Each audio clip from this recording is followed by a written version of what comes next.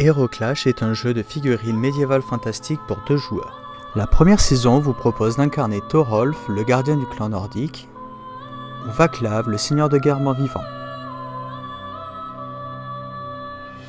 Le jeu se joue en 20 minutes sur un plateau de 7 cases par 7. Pour vaincre votre adversaire, vous avez 6 tours pour amasser le maximum de points de suprématie ou tuer le héros adverse. Pour obtenir les points de suprématie, vous allez jouer des objectifs. Chaque objectif est représenté par une carte. En haut à gauche se trouve le nom, par exemple, ici c'est écraser les faibles. Au centre de la carte, vous avez la description de l'objectif.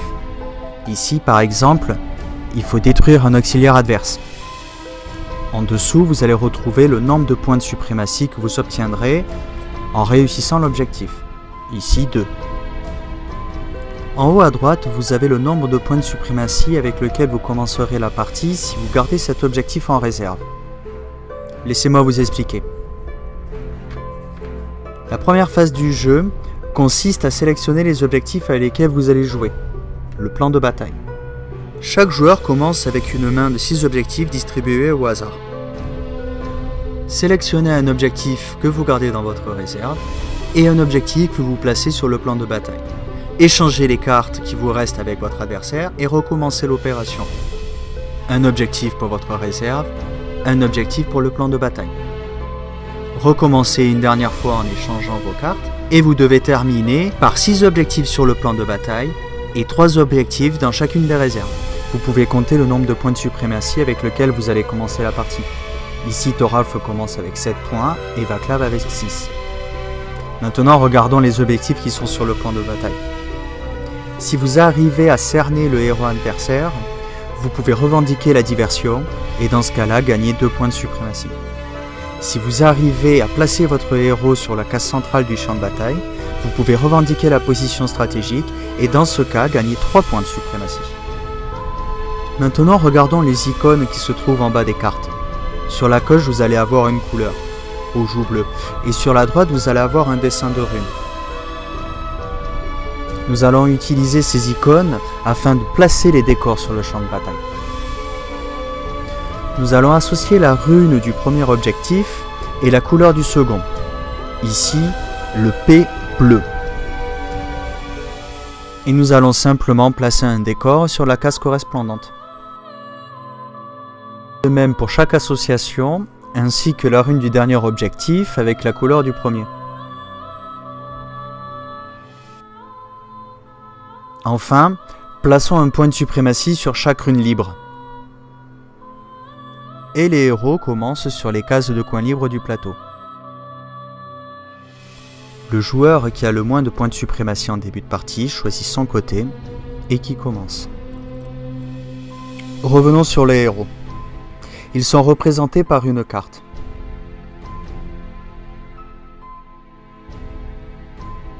Au bas de la carte sont décrites les actions que vous pouvez faire avec votre héros. Vous commencez le jeu avec 3 jetons d'action chacun. À votre tour, vous pouvez dépenser un jeton pour effectuer une action. À la fin de votre tour, vous donnez le jeton d'action que vous avez dépensé à votre adversaire. Il les utilisera pendant son tour. Par exemple, si Thorolf dépense un jeton d'action durant son tour, à la fin de celui-ci, il le donnera à Vaclav.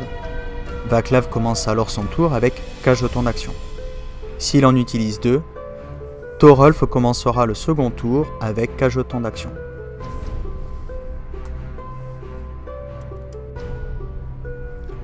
La première action décrite sur la carte est le mouvement. Thorolf se déplace de 4 cases et Vaclav se déplace de 3 cases. La seconde est l'attaque. Thorolf peut attaquer uniquement sur la case en face de lui avec 3 dés à 8 faces. Vaclav, lui, peut attaquer sur une des 3 cases en face de lui avec 5 dés à 6 faces.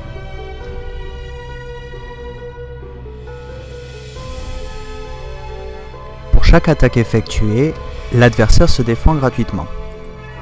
Vous pouvez voir la défense d'un héros sur la partie supérieure droite de sa carte. 2 dés à 8 faces pour Thorolf et 1 dé à 6 faces pour Vaclav. Maintenant, si Thorolf veut utiliser un jeton d'action pour attaquer Vaclav, il doit se situer sur la case en face de lui, comme sur la description de son attaque. Dans Hero Clash, vous obtenez un succès pour chaque résultat de 3 ou plus sur les dés lancés. Si Thorolf obtient un 4 et un 5, il a 2 succès. Si Vaclav obtient un 5 lors de sa défense, il obtient un succès. La résolution de l'attaque est simple. Vous devez soustraire le nombre de succès de la défense au nombre de succès de l'attaque pour obtenir le nombre de hits. Ici, 2 attaques moins 1 défense, Vaclav perd 1 hit. Maintenant, vous retirez le nombre de hits au point de vie du défenseur. Vous pouvez voir les points de vie sur le coin supérieur gauche de la carte. Thorolf a 8 points de vie, Vaclav en a 11. Donc 11 moins 1 hit, Vaclav a maintenant plus que 10 points de vie. Quand les points de vie d'un héros arrivent à 0, le héros est mort.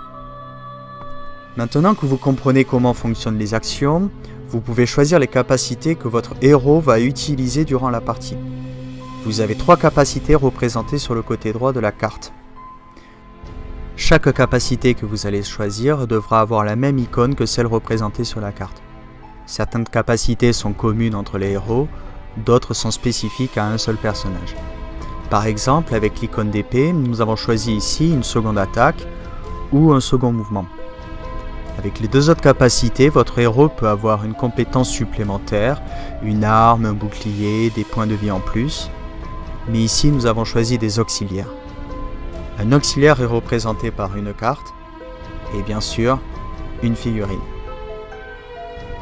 Avec eux, vous obtiendrez plus de mobilité pour vous adapter aux objectifs et plus d'attaques pour tuer le héros adversaire. Les auxiliaires commencent sur le même bord de table que sur lequel votre héros a commencé. Vous pouvez utiliser un auxiliaire pour bloquer le héros adverse et donner un dé de bonus à l'attaque de votre héros. Vous pouvez aussi obtenir un bonus en attaquant votre adversaire de flanc ou encore mieux, par l'arrière. Voilà, maintenant le dernier aspect du jeu dont vous avez besoin, ce sont les cartes de stratégie. Vous avez 7 cartes de stratégie pour surprendre votre adversaire. Par exemple, celle-ci est Trouver la faille. Au centre de la carte se trouve la description de la stratégie. Et ici, vous faire perdre de la défense à un auxiliaire adverse jusqu'à la prochaine phase d'action. En haut à gauche se trouve le nombre de points de suprématie à dépenser pour utiliser la carte. Ici, 1. Oui, vous m'avez très bien entendu. Il s'agit des mêmes points de suprématie dont vous avez besoin pour gagner. Donc utilisez-les très sagement. Il y a plusieurs types de cartes de stratégie. Certaines donnent des bonus à vos personnages, donnent des malus aux personnages adverses. Mais il y en a des encore plus malines, comme le changement de plan qui permet de remplacer un objectif du plan de bataille par un que vous n'avez pas sélectionné. Ça y est, nous avons fait le tour des principaux aspects du jeu. Je vous laisse donc ici et vous dis à la prochaine pour une vidéo de partie. J'ai encore plein de subtilités à vous montrer.